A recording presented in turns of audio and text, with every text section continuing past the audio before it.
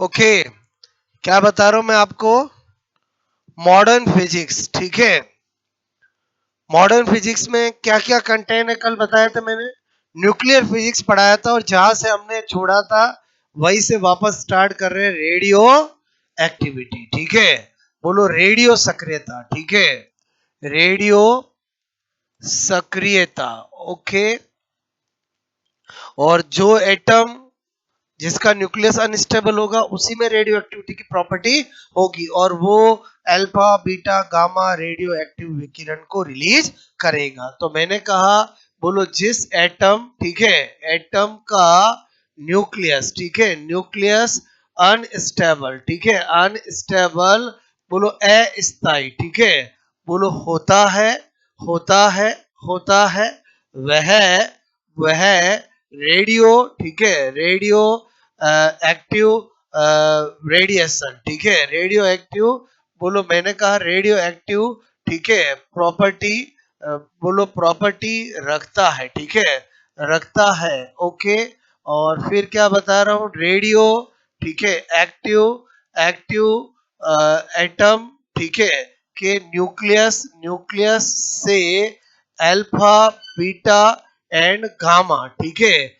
Radiation, radiation मैंने कहा release होती है, ठीक है, जिन्हें जिन्हें रेडियो एक्टिव रेडिएशन, जिन्हें रेडियो सक्रिय विकिरण, ठीक है, बोलो रेडियो एक्टिव रेडिएशन, ठीक है, रेडियो एक्टिव, बोलो रिलीज होती है। चलो इतना ही लिख देते हैं, क्लियर।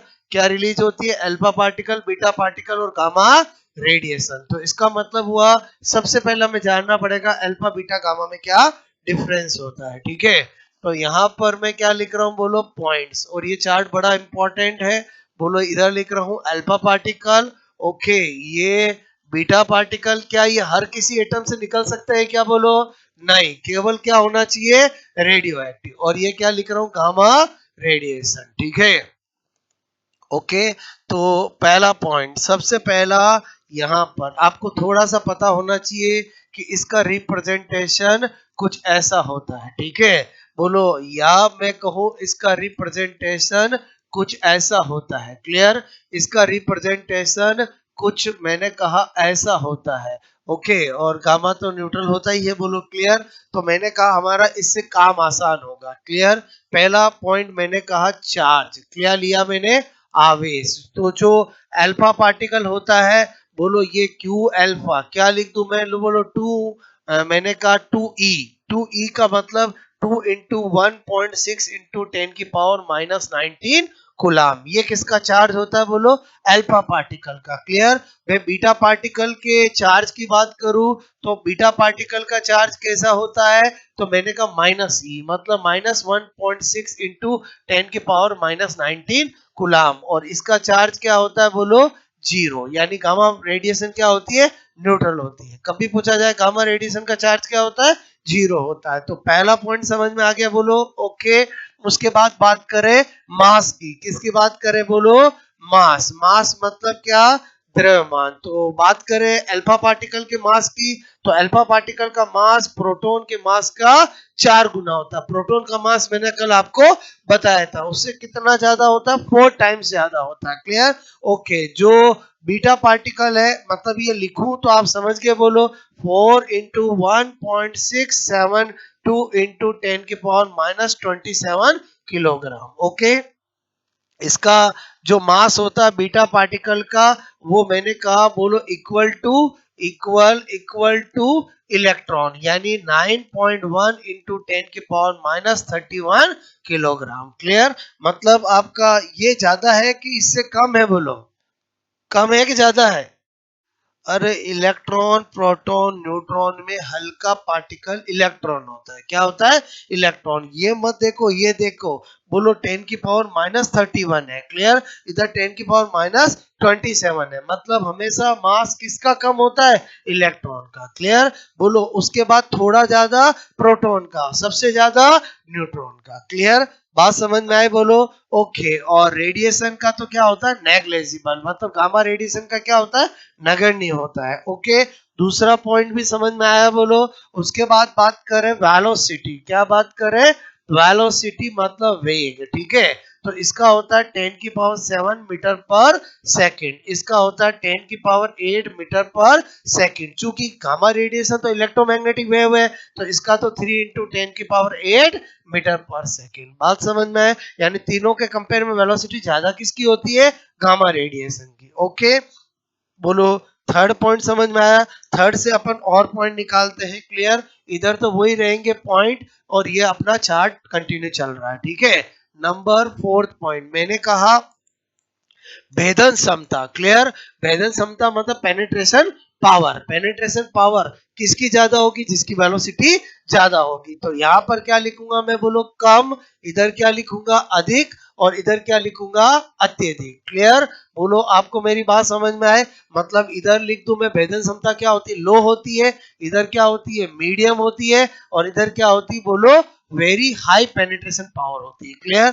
अब बहुत सी बार एग्जाम में पूछ लेते हैं अल्फा से बीटा की कितनी ज्यादा भेदन क्षमता होती है, गामा की अल्फा से कितनी होती है। तो ऐसा बताने के लिए आपको इधर लिख रहा हूं 10, इधर लिख रहा हूं 100 और इधर लिख रहा हूं 10,000। अब आप कंपेयर कर सकते हो कि किसकी भेदन क्षमता किससे कितनी गुना होती है। अगर आपको इसका और इसका कंपेयर कराए तो कर सकते हो कि इसकी इससे 1000 गुना ज्यादा होती। इससे कराए, रेशियो पूछे, समझ के बोलो। तो एक तो मैंने लिख दिया कम, अधिक और अत्यधिक, लो, मीडियम और हाई। और एक मैंने किससे कितनी ज्यादा होती तो इसलिए क्या लिखा? 10, 100 और 10,000। क्लियर? ओके, उसके बाद नंबर 5 पॉइंट। नंबर 5 पॉइंट क्या बता रहा हूं यहाँ पर? मैंने कहा आयनन क्षमता। क्लियर? तो मैंने कहा वो था भेदन क्षमता, ये है आयोनाइजेशन पावर। क्या है? बोलो आयोनाइजेशन पावर। ओके, तो ये तो जिसके पास चार्ज ज्यादा होगा उसकी ज्यादा होगी। बोलो क्लियर? तो चार्ज ज्यादा किसके पास होता है? बोलो अल्फा पार्टिकल के पास। क्लियर? तो इसकी क्या करूंगा मैं? बोलो अत्यधिक। ओके, इसकी क्या करूंगा? अधिक। और इसकी क्या करूंगा? कम। बोलो रटने की जरूरत ही नहीं है, आपको ऑर्डर पूछे तो बता सकते हो। मतलब इसकी क्या है? बोलो हाई। इसकी क्या है? बोलो मीडियम। और इसकी आयोनाइजेशन पावर क्या है? लो है। लो लेस एक ही बात है। क्लियर? और कभी कंपैरिजन पूछे तो वही 10,000, बोलो 100 और 10। ये मैंने बोलो जो बता रहा हूं वो किस लिए बता रहा हूं? ताकि किससे कितनी गुना वो आपके आंसर दे सको। क्लियर? ओके, रेशियो वगैरह भी बता सको। उसके बाद यहां पर बात करते हैं नंबर 6। मैंने कहा इफेक्ट ऑन इलेक्ट्रिक फील्ड। ठीक है, बोलो इफेक्ट ऑन इलेक्ट्रिक फील्ड मतलब विद्युत क्षेत्र में प्रभाव। क्या लिख रहा हूं मैं? बोलो विद्युत क्षेत्र। ठीक है, में प्रभाव। तो अपन ने देखा कि अगर इलेक्ट्रिक फील्ड है तो जिसपे चार्ज होगा वो तो डिफ्लेक्टेड होगा, और चार्ज नहीं होगा वो डिफ्लेक्टेड नहीं होगा। तो बताओ ये क्या होगा? विक्षेपित। क्लियर? बोलो डिफ्लेक्टेड। ये भी क्या होगा? बोलो विक्षेपित। और ये क्या होगा? बोलो आपसे मैं करूं, मैंने कहा नो इफेक्ट। ऐसे लिख दूं मैं? बोलो कोई प्रभाव नहीं। ठीक है, गामा पे कोई चार्ज ही नहीं है तो कोई प्रभाव होगा भी नहीं। क्लियर? तो ये मैंने आपको डिफरेंस बताया। इस वाले पे केस देखो, इस पे क्या क्वेश्चन आते समझ में आ गया? एक तो आपको अल्फा बीटा गामा के अंदर आयनन क्षमता का बढ़ता क्रम बताओ, घटता क्रम बताओ। बोलो बीटा की आयनन क्षमता बोलो से अल्फा की कितना गुना ज्यादा होती है। क्लियर? या आपको भेदन क्षमता का क्रम बताओ, बढ़ता घटता, या इसकी इससे कितनी गुना होती, वो सारा आंसर दे सकते हैं। क्लियर? आपको पूछा जाए अल्फा पार्टिकल का मास कितना होता है, बोलो डबल ऑफ प्रोटॉन मास। बोलो समझ गए? बोलो तो 4 times of proton mass. Clear? Charge का मैंने बता ही दिया, वेलोसिटी मैंने बताई दी। अब इस पे बेस्ड क्वेश्चन कैसा आता है?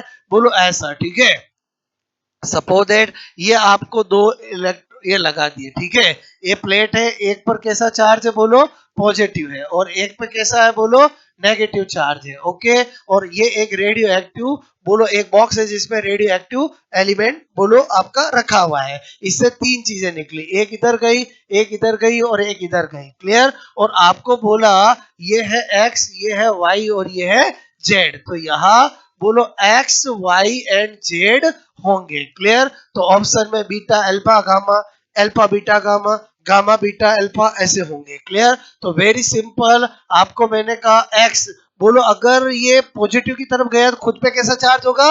नेगेटिव। तो नेगेटिव होगा तो ये क्या हो गया? बोलो बीटा पार्टिकल। कैसा हो गया? बोलो बीटा पार्टिकल। वाई सीधा चला गया, ना इधर मुड़ा और ना इधर मुड़ा, तो ये क्या होगा? Gamma radiation. क्लियर? क्या हो गया? बोलो गामा रेडिएशन। और मैंने कहा बोलो जेड, जेड नेगेटिव की तरफ गया मतलब खुद कैसा हो गया, पॉजिटिव, और पॉजिटिव पार्टिकल कौन होता है, अल्फा पार्टिकल होता है। बहुत इजी, इधर नेगेटिव इधर पॉजिटिव कर सकता हूँ, उससे कोई फर्क नहीं पड़ेगा। क्लियर, दो इधर भेज करके एक इधर भेज करके वो भी कर सकता हूँ, मतलब वो तो डिपेंड ऑन क्वेश्चन। मतलब ये जो आपको मैंने पॉइंट बताया 6, उस वाले से क्वेश्चन ये वाला बनता है। क्लियर, तो आई थिंक आपको एकदम इजी तरीके से ये जो मैं आपको रेडियो एक्टिव बोलो अल्फा बीटा गामा बताया उनका समझ में आया, बोलो ओके, नोट करोगे।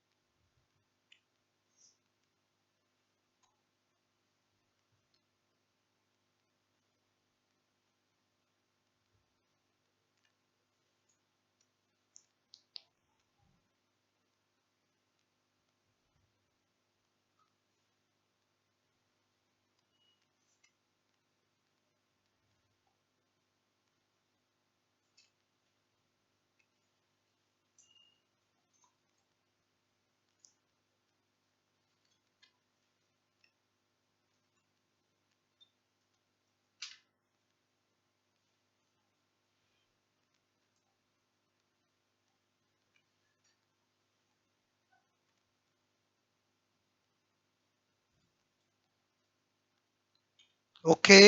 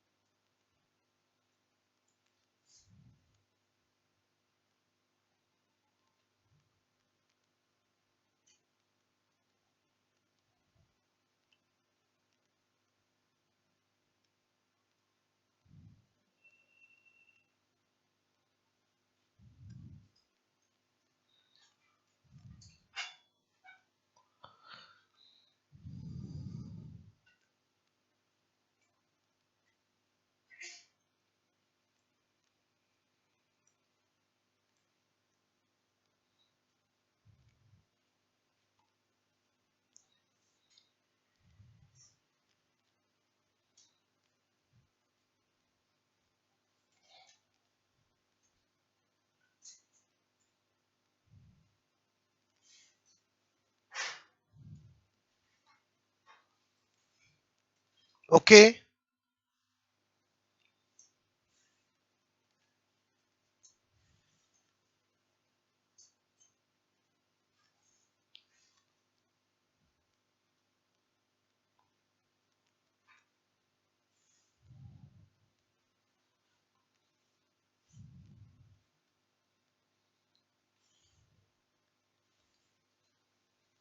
ठीक है। पेनिट्रेशन पावर किसकी कम किसकी ज्यादा, क्यों, समझ में आया बोलो। वेलोसिटी जिसकी ज्यादा होगी उसकी पेनिट्रेशन पावर क्या होगी, ज्यादा होगी। ये 10, 100, 10,000 वाली तो मैंने सेटिंग करी है। सेटिंग मतलब समझ में आए कि आपको याद नहीं रखना पड़े किसकी कितनी, किससे कितना गुना कितने टाइम्स ज्यादा होती है। क्लियर।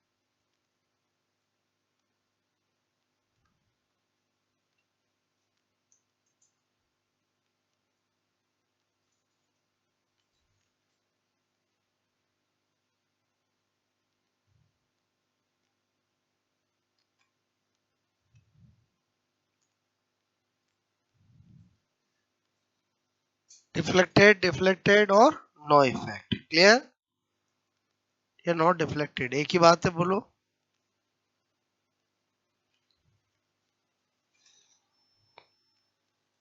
ओके।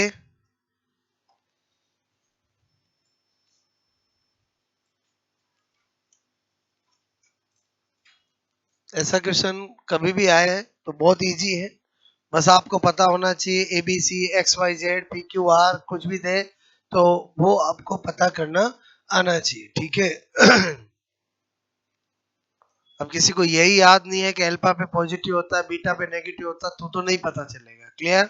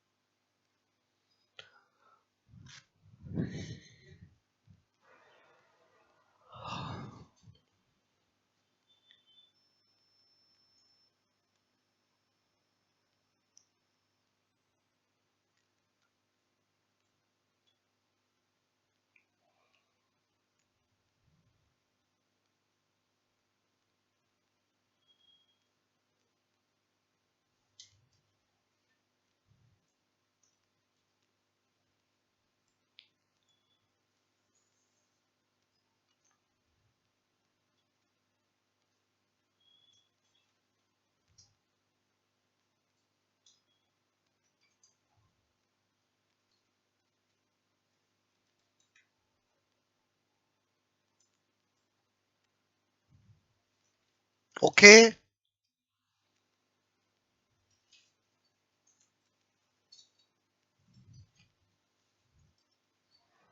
मेरी बात समझ में आई बोलो आपको। अच्छा, ये तो अल्फा बीटा गामा में बताया, थ्योरेटिकल आते हैं वो आप बता सकते हो। हम पढ़ रहे रेडियो एक्टिविटी, तो हमें अब रेडियो एक्टिविटी अगर किसी प्रॉपर्टी किसी एटम के न्यूक्लियस में होगी तो उसका डीके होगा। क्या होगा बोलो, डीके होगा। तो इसका मतलब डीके की रेट होगी। तो रेट किस पे डिपेंड करती है किस पे डिपेंड नहीं करती है, इसके लिए क्या दिया गया है, law of radio activity, radio सक्रियता के नियम बताऊंगा। क्या बताऊंगा आपको मैंने कहा लॉ ऑफ रेडियो, ठीक है, रेडियो एक्टिविटी। ठीक है, बोलो क्या लिख रहा हूं, रेडियो सक्रियता के नियम। ओके, वापस 10 मिनट ध्यान देना। रेडियो सक्रियता, ठीक है, के नियम। कितने नियम दिए गए हैं, दो, एक फर्स्ट लॉ और एक सेकंड लॉ। पहला बता रहा हूं फर्स्ट लॉ, ठीक है, फर्स्ट लॉ ऑफ रेडियो, ठीक है, रेडियो एक्टिविटी, रेडियो सक्रियता का प्रथम नियम, ठीक है। हालांकि लॉ ऑफ रेडियो एक्टिविटी लिखा तो फर्स्ट लॉ और सेकंड लॉ भी लिख सकते थे, ठीक है। बोलो रेडियो रेडियो सक्रियता, ठीक है। सक्रियता का प्रथम नियम फर्स्ट लॉ कहता है कि रेट ऑफ डिके, विघटन की दर x not depend on external factor like temperature, pressure, humidity. मतलब ये क्या कहना चाह रहा है, अगर आपको कभी कहा जाए कि रेडियो एक्टिव एलिमेंट है उसकी डिके रेट इतनी है, टेम्परेचर इंक्रीज कर दिया जाए तो डिके रेट इंक्रीज होगी डिक्रीज होगी वही रहेगी, तो आंसर क्या होगा, वही रहेगी। क्योंकि कभी भी अगर नेचर है किसी के बोलो एटम के न्यूक्लियस में अनस्टेबिलिटी का, तो उसमें डीके हो के रहेगा, चाहे टेम्परेचर कम हो या ज्यादा हो, प्रेशर कम हो या ज्यादा हो, चाहे ह्यूमिडिटी हो चाहे बारिश हो, बोलो वो तो डीके होके ही रहेगा। तो पहला लोग क्या कहता है कि बोलो यहाँ पर रेडियो सक्रिय, ठीक है, रेडियो सक्रिय, रेडियो सक्रिय नाभिक, ठीक है, नाभिक के विघटन की दर, क्लियर, विघटन की दर, बोलो रेट ऑफ डीके, बोलो किसकी, फॉर बोलो रेडियो एक्टिव न्यूक्लियस, विघटन की दर, बोलो बाह्य बाह्य कारक, क्लियर, बाह्य कारक जैसे मैंने कहा ताप, दाब, आर्द्रता, क्लियर, आर्द्रता, बोलो टेम्परेचर, प्रेशर, ह्यूमिडिटी एटसेट्रा पर बोलो निर्भर निर्भर नहीं करती है।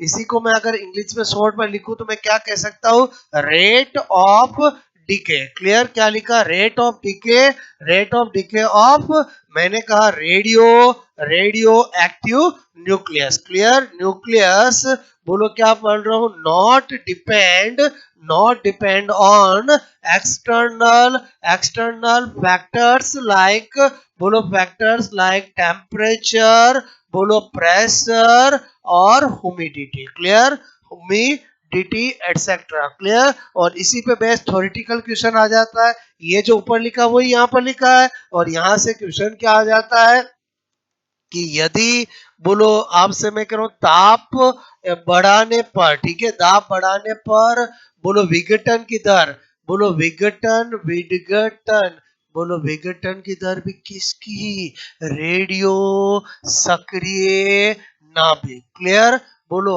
विघटन की दर मतलब रेडियो सक्रिय नाभिक की विघटन, बोलो विघटन की दर, क्लियर, बोलो ऐसे, समझ गए, बोलो आपको मतलब आपको क्या पूछा जा रहा है, rate of decay of radio active nucleus, बोलो आपसे मैं कह रहा हूं मैं क्या चेंज आएगा इफ टेम्परेचर इज इंक्रीज, बोलो यहाँ पर ऑप्शन क्या होगा, बोलो इंक्रीज, क्लियर, बोलो एक क्या होगा, डिक्रीज, क्लियर। ये तो मैं सैंपल लिखा रहा हूँ, बहुत सारे तरीके पूछने के हो सकते हैं, नो चेंज और none of these, clear, same, इसमें तो नन ऑफ दीज होगा। सेम पैटर्न क्या हो सकता है कि अगर इतने टेम्परेचर पे डिके रेट इतनी है तो बताओ इतने टेम्परेचर पे क्या होगी, तब भी वही आंसर टिक करना जो पहले है, इतने एटमॉस्फेयर प्रेशर पे डिके रेट इतनी है तो इतने पे क्या होगी, तो भी वही करना है।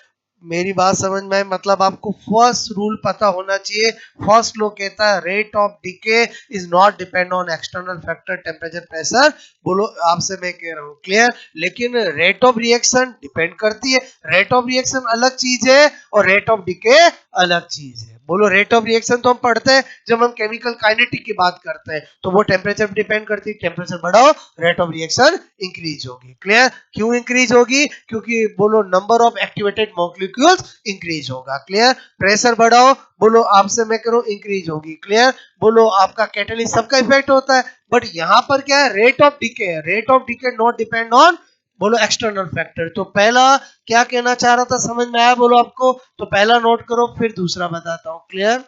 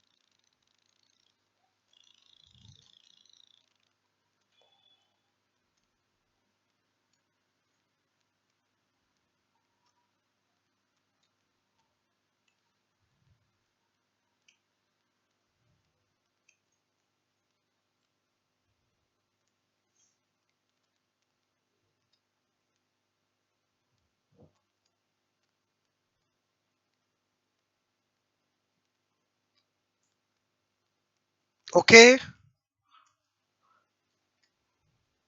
ये एक सैंपल बताया, समझ में आया इसका? ठीक है, फॉर्मेट कुछ भी हो सकता है कि 27 डिग्री सेंटीग्रेड पर डीके रेट R1 है, बोलो 127 पे R2 है, R1 R2 में क्या रिलेशन होगा, ऐसा बन सकता है।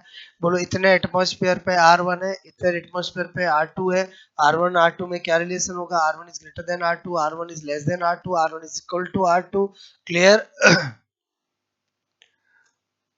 T1 टेम्परेचर पर डीके रेट इतनी है, टेम्परेचर को डबल करने पर रेट होगी, बोलो 2 गुना 4 गुना, वही ऐसे बहुत सारे बन सकते हैं। बस आपको रेडियो एक्टिविटी का फर्स्ट लॉ पता होना चाहिए जो कहता है कि rate of decay of radio active nucleus या nuclei not depend on external factor like temperature, pressure, humidity. तो लोगों ने पूछा फिर डिपेंड किस पे करेगा, तो दूसरा लॉ दिया। क्लियर? दूसरे लॉ में बताया किस पे डिपेंड करेगा। फर्स्ट लॉ क्या बता रहा है, किस पे डिपेंड नहीं करेगा, एक्सटर्नल फैक्टर पे डिपेंड नहीं करता। अगर अगर अगर रेडियो एक्टिव बोलो एटम है तो उसका न्यूक्लियस अनस्टेबल होता है और उसका डीके होता ही होता है, दुनिया की कोई चीज उसको रोक नहीं सकती है। क्लियर? ओके, बोलो ये समझ में आया, बोलो आपको?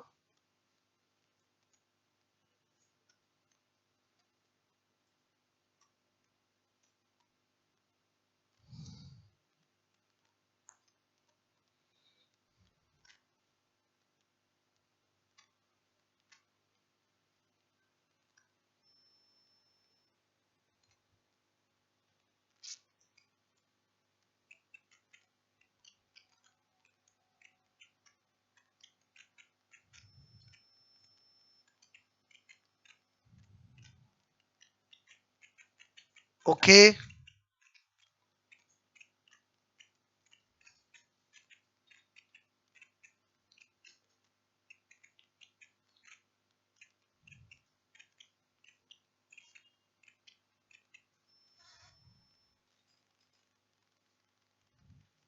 सेकंड लो बताऊं मैं, बोलो आपको? ठीक है, फर्स्ट लो की इंपॉर्टेंस कॉम्पिटिटिव पॉइंट ऑफ से समझ में आ गए, बोलो? कोई नहीं पूछेगा फर्स्ट लो क्या होता है, फर्स्ट लो क्या कहना चाहता है वो आपको पता होना चाहिए। ऑब्जेक्टिव में तो ये वाली चीज आपको पूछी जाएगी, कभी टेम्परेचर बढ़ाना, कभी घटाना, कभी प्रेशर बढ़ाना, कभी घटाना, बोलो तो उससे कोई फर्क नहीं पड़ेगा। क्लियर? उसके बाद क्या बता रहा हूं आपको, मैंने कहा यहाँ पर सेकंड लो, ठीक है, of radio radio activity, radio सक्रियता का द्वितीय नियम। क्लियर? क्या लिखा मैंने, बोलो आपको? रेडियो सक्रियता, ठीक है, का, बोलो का सेकंड नियम। ठीक है, ये क्या कहता है, वापस सुनो कि बोलो rate of decay is depend on number of active nuclei, मतलब किसी भी रेडियो सक्रिय नाभिक के विघटन की दर सक्रिय नाभिकों की संख्या पे निर्भर होती है, डायरेक्टली प्रोपोर्शनल होती है। क्लियर? क्या कहता है, रेडियो सक्रिय, रेडियो सक्रिय नाभिक, नाभिक के विघटन की दर, विघटन, बोलो विघटन की दर। क्लियर? विघटन की दर मतलब minus dn upon dt। Clear? बोलो विघटन की दर सक्रिय नाभिकों की संख्या, ठीक है, सक्रिय नाभिकों, नाभिकों की संख्या, ठीक है। बोलो आप पर बोलो पर मैंने कहा कि समानुपाती होती है। क्लियर? समानुपाती होती है, मतलब मैं क्या कहना चाह रहा था, इसी को लिखूं तो अर्थात इंग्लिश में क्या लिख सकता हूं, मैंने कहा rate of decay. Clear? Rate of decay of radio active, बोलो रेडियो एक्टिव, बोलो मैंने कहा एलिमेंट, बोलो is directly proportional to number, number number number number of active, number of active nuclei. Clear? बोलो नंबर ऑफ एक्टिव न्यूक्लियाई, मतलब इसी को क्या लिख सकता हूँ, minus dn upon dt is directly proportional to n। Clear? Minus क्यों लगाया, समझ में आया, बोलो? क्योंकि जैसे जैसे समय बीतेगा, बोलो रेट क्या होगी, कम होगी, सीधी सी बात है। Clear? Number of active nuclei भी कम होंगे, तो इसका मतलब ये हुआ कि अगर मैं इस डायरेक्टली प्रोपोर्शनल निशान को हटाऊं, क्लियर, तो डेफिनेटली कोई कांस्टेंट आएगा, तो minus D N upon D t, और हम क्या लिखते हैं लेमडा एन। यहाँ पर ये जो लेमडा है उसको डीके कांस्टेंट कहते हैं, न कि वेवलेंथ। बोलो क्या कहते हैं? Decay constant. ये क्या है बोलो? आपको मैंने कहा बोलो डीके कांस्टेंट। बोलो डीके कांस्टेंट मतलब क्या हो गया? सह-नियतांक। क्या हो गया बोलो? सह-नियतांक। क्लियर? बोलो यहाँ तक बात सही है? सेकंड लॉ ने बताया, तो इसका मतलब ये हुआ हमारे लिए एक वर्ड आया है जिसका नाम क्या है बोलो? Decay constant. Clear? Decay constant जिसको मैं इस लैम्डा से रिप्रेजेंट कर रहा हूं। तो मैंने कहा आपको बोलो minus D N upon D T is equal to lambda N. Clear? इसलिए lambda is equal to minus D N upon D T divide by N. Clear? ये डीके कांस्टेंट का फॉर्मूला हुआ। और अगर मुझे यूनिट ऑफ डीके कांस्टेंट निकालना होगा तो मैंने कहा ये तो नंबर है, तो 1 अपॉन सेकंड या क्या लिख सकता हूँ? Second inverse. जैसे ही मैं सेकंड इनवर्स देखता हूँ तो मुझे तुरंत एक नोट समझ में आता है कि जितने भी रेडियो एक्टिव अभिक्रियाएं होती है वो फर्स्ट ऑर्डर की होती है, क्योंकि फर्स्ट ऑर्डर के रेट कांस्टेंट का भी बोलो क्या होता है? सेकंड इनवर्स होता है। क्लियर? तो मैंने कहा अतः रेडियो, ठीक है, रेडियो एक्टिव, बोलो रेडियो एक्टिव रिएक्शन, बोलो radio active reaction first order, ठीक है, फर्स्ट ऑर्डर की होती है, क्योंकि फर्स्ट ऑर्डर के रेट कांस्टेंट की यूनिट क्या होती है? Second inverse. और रेडियो एक्टिव की भी क्या आता है? Second inverse. तो इससे हमारा काम बहुत आसान हो जाता है। क्लियर?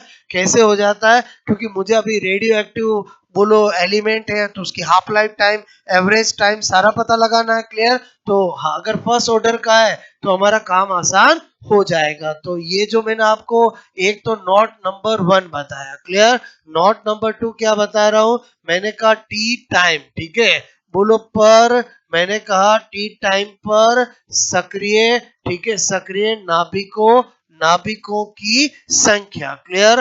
बोलो आपको पता है कि जो भी रेडियो एक्टिव न्यूक्लियस होता है उसकी जो विघटन की दर होती है वो एक्सपोनेंशियली विघटित होता है, ऐसा नहीं होता धीरे धीरे होता है। बोलो क्लियर? तो इसका मतलब हुआ N T is equal to N zero, बोलो lambda minus T, lambda T. ये जो मैंने लिखा समझ में आया? बोलो ये एन जीरो क्या है? टी बराबर जीरो पर नंबर ऑफ एक्टिव न्यूक्लियाई। बोलो एन टी क्या है? बोलो टी टाइम पर नंबर ऑफ एक्टिव न्यूक्लियाई। मतलब यहाँ पर मैं क्या कहना चाह रहा हूँ कि बोलो बोलो बोलो यहाँ पर मैंने कहा यहाँ पर एन जीरो क्या है, एन टी क्या है, और लेमडा तो जानते ही है। बोलो मैंने कहा एन जीरो क्या है? टी बराबर जीरो पर मैंने कहा सक्रिय सक्रिय नाभिकों की संख्या। क्लियर? या मैं बोल सकता हूँ initial number of active nuclei. Clear? और एन टी का मतलब क्या है? टी बोलो टाइम, टी टाइम पर बोलो सक्रिय सक्रिय नाभिकों की संख्या। क्लियर? संख्या मतलब इसको इंग्लिश में क्या कह सकता था? Initial number of active nuclei. ये क्या है? बोलो आपसे मैं कह रहा हूँ number of active nuclei at T time. Clear? इधर क्या लिख दूं? नंबर ऑफ एक्टिव, बोलो एक्टिव न्यूक्लियाई, बोलो एट टी टाइम। क्लियर? और ये क्या कह सकता हूं? बोलो इनिशियल, मैंने कहा initial number of active nuclei. Clear? यहां तक मेरी बात समझ में आई? बोलो ओके। तो ये क्या बताया? Decay constant. डीके कांस्टेंट कभी भी आपको इसकी यूनिट पूछे, अक्सर एग्जाम में पूछ लेते हैं, तो क्या होती है? बोलो सेकंड इनवर्स या 1 अपॉन सेकंड। कैसे लेके आया? समझ में आया? बोलो आपको ओके। तो ये हमारा क्या था? सेकंड लॉ था। नोट करोगे?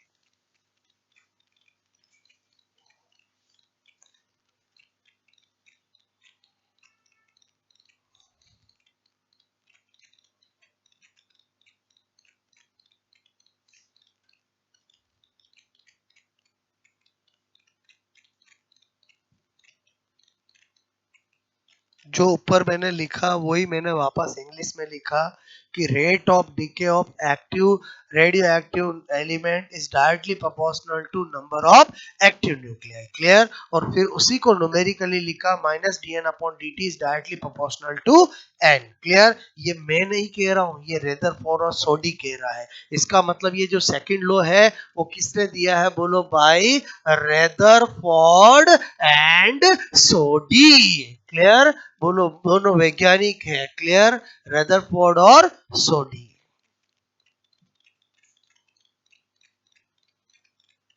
रदरफोर्ड नाम तो सुना ही है, बोलो आपने, क्लियर?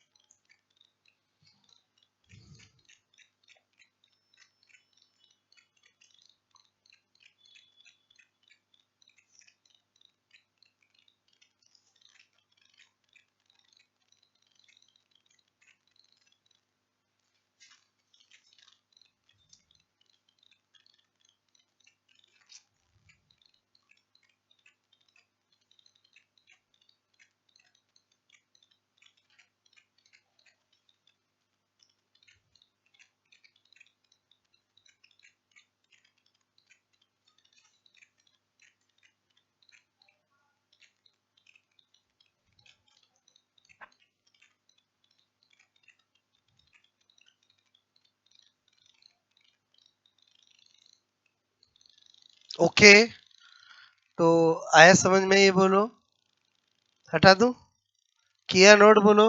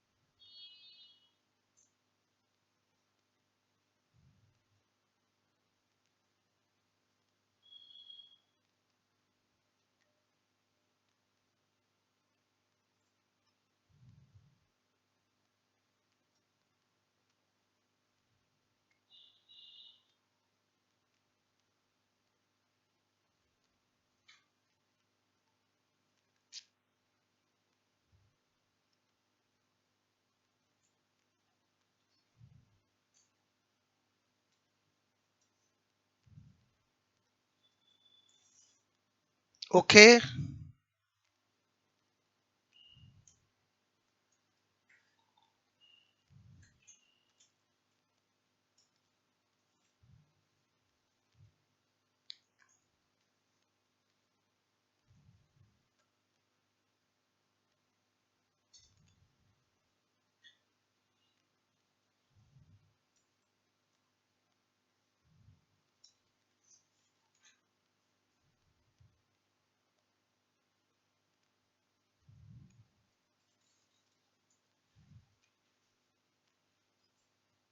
इतनी बात समझ में आई? बोलो आपको।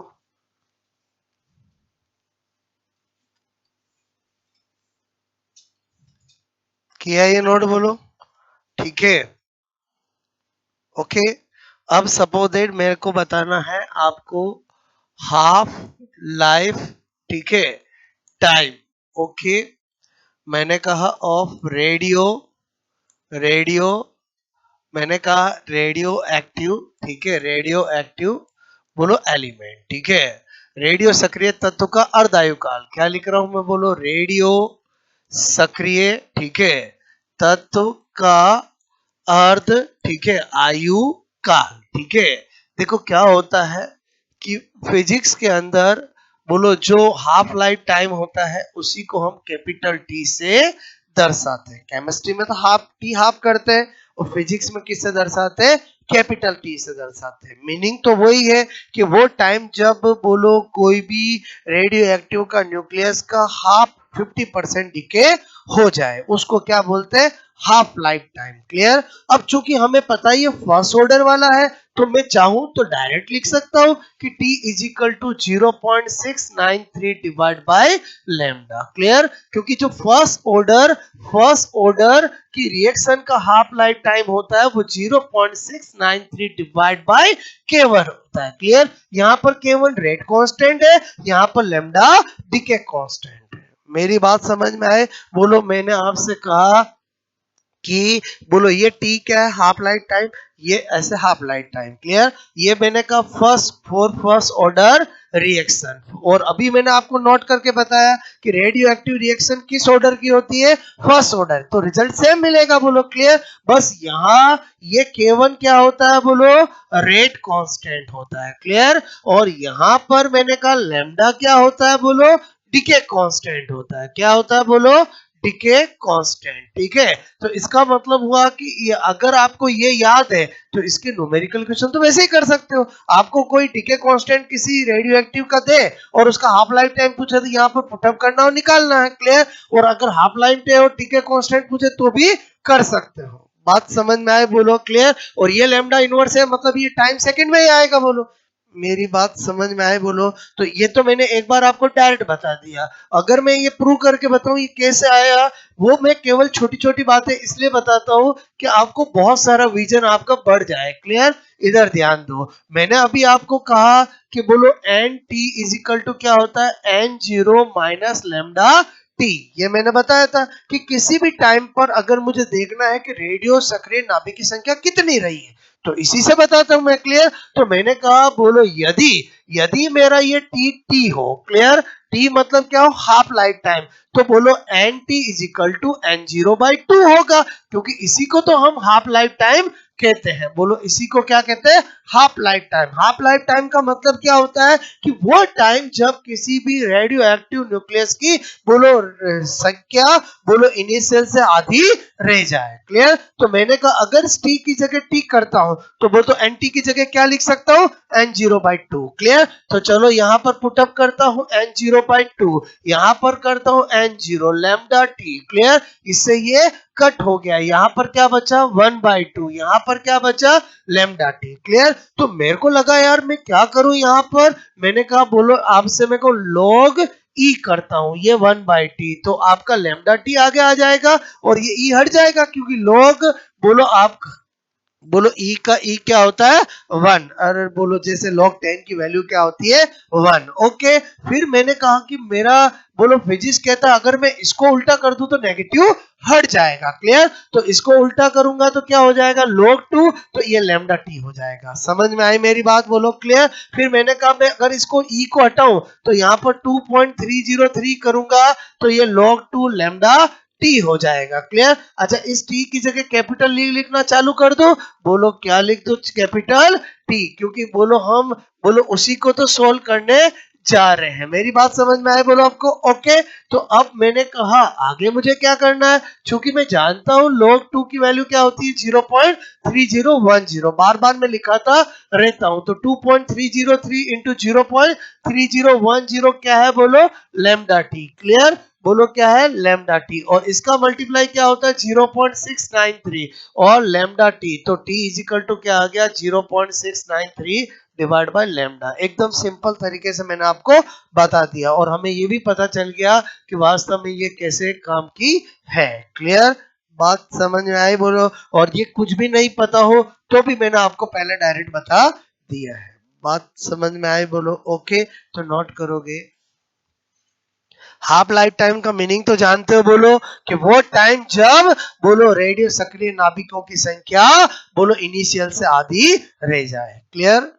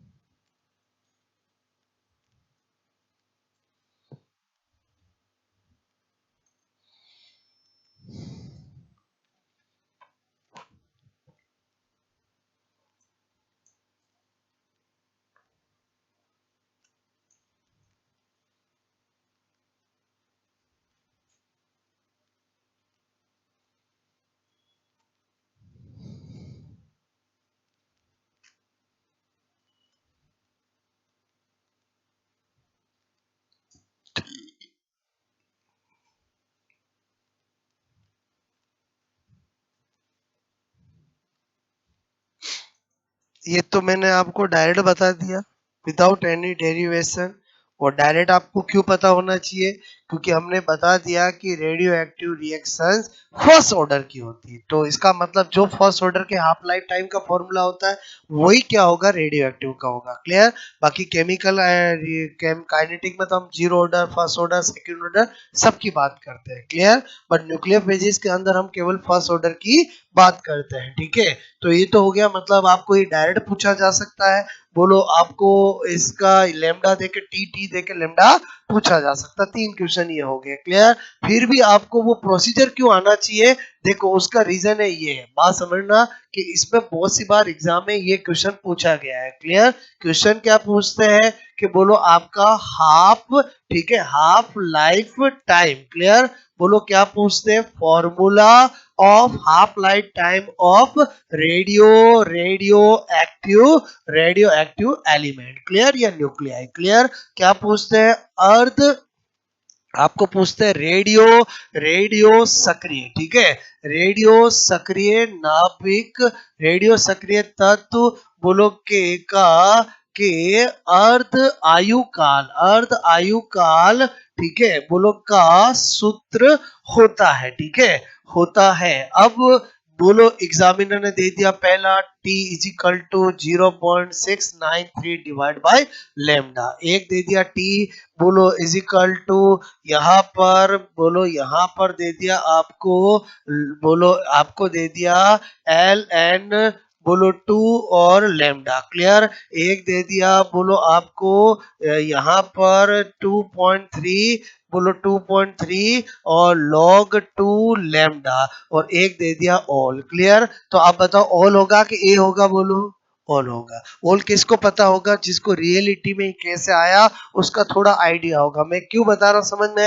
एज सच तो हमारा ये डेरिवेशन किसी काम का नहीं है, बोलो क्लियर, लेकिन यूं सोचो तो काम का है। कैसे? अगर आपको इसके रूप बनाने हो तो रूप तो आप तभी बना सकते हो जब आपको पता हो कि ये कैसे आया। बात समझ में आए? तो अभी आपको पता चला ये तीनों चीजें क्या सेम है। बोलो ये एल एन लिखूं या लोग ई लिखूं, एक ही बात है। इसकी जगह अगर ये लिखा हुआ होता t is equal to log e two lambda, बोलो ये और ये क्या है, सेम है। ऐसा एग्जाम में पूछा जाता है। क्लियर? इसलिए मैं डेरिवेशन बता रहा हूँ। बात समझ में आए? बोलो, ताकि आपको पता चले तीनों चीजें क्या है, सेम है। आंसर क्या होगा, ये। और जिसने खाली यही रट रखा होगा उसको तो दूसरे दिखेंगे ही नहीं, बोलो केवल ये ही दिखेगा। ऐसा बहुत सी बार बोलो हायर एग्जाम में भी क्वेश्चन पूछा गया है। क्लियर?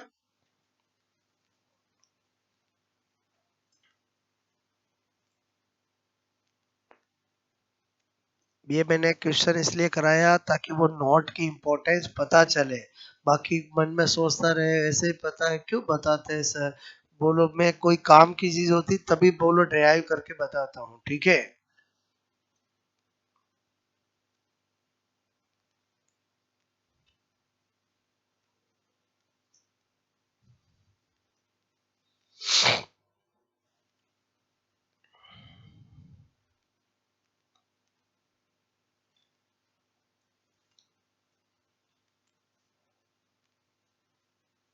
ये एक बार बताया, पूरी फिजिक्स में, पूरी केमिस्ट्री में, साइंस में ऐसा कभी भी चेंज करना हो तो आप कर सकते हो। ठीक है?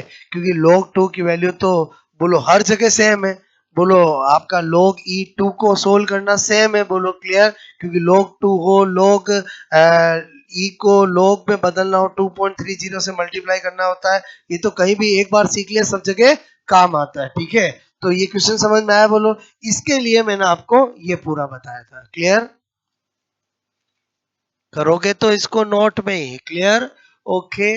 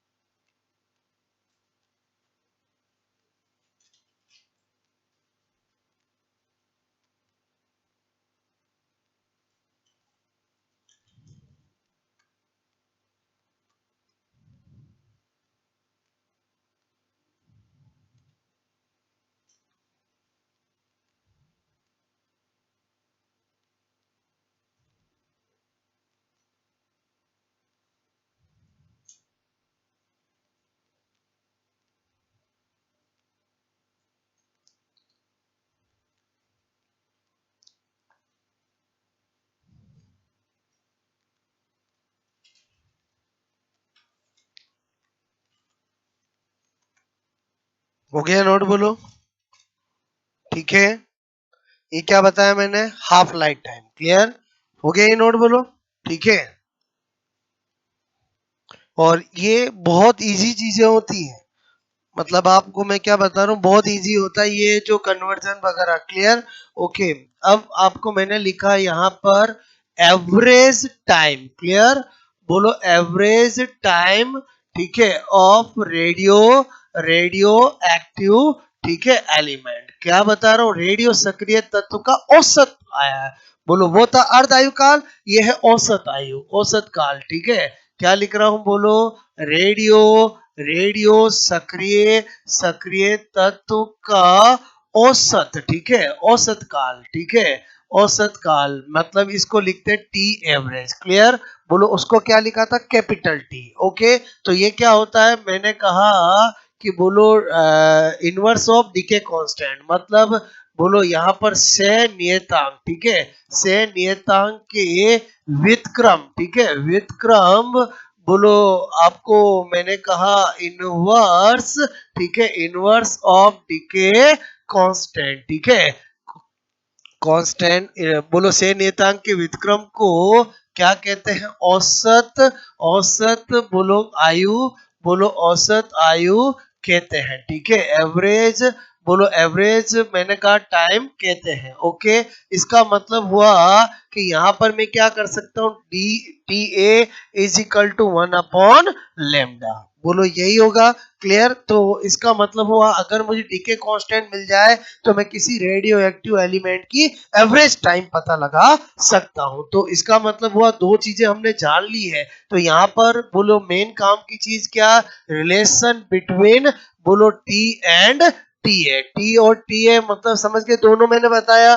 तो मैंने कहा आपको अभी अभी बताया टी, ये क्या लिखा मत समझ के, बोलो रेडियो एक्टिव एलिमेंट के अर्धायु काल और औसत काल में संबंध, क्लियर। तो टी क्या है 0.693 divide by lambda, T A क्या है बोलो 1/λ। तो इसका मतलब अगर मैं टी अपॉन टी ए करता हो तो 0.693 डिवाइड बाय लेमडा और 1/λ, बोलो लेमडा लेमडा क्या हो जाएंगे, कट हो जाएंगे। तो इसका मतलब टी इज इक्वल टू 0.693 बोलो इंटू टी ए मिल जाएगा। एक चीज दे तो दूसरा निकाल सकता हूं, अगर मैं t A is equal to करूंगा तो टी अपॉन 0.693, क्लियर।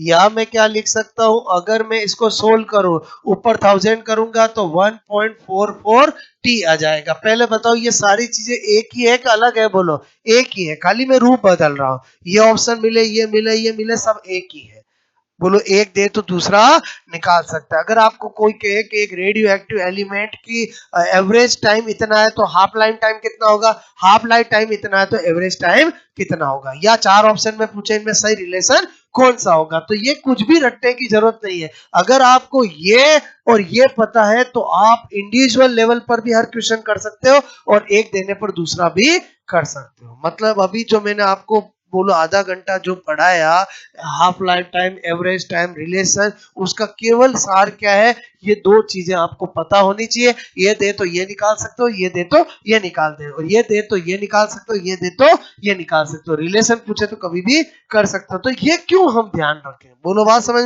ये तो अप्लाइड हो गया, बोलो क्लियर। मैंने क्या बोला समझ में आया। बहुत सी बार स्टूडेंट ये रटने चले जाते हैं, t is equal to 1.44 t t, अरे भाई क्यों तू अपने दिमाग को खराब कर रहा है, बोलो आप समय कर, वहां तो फिर गलती होगा, बोलो क्लियर।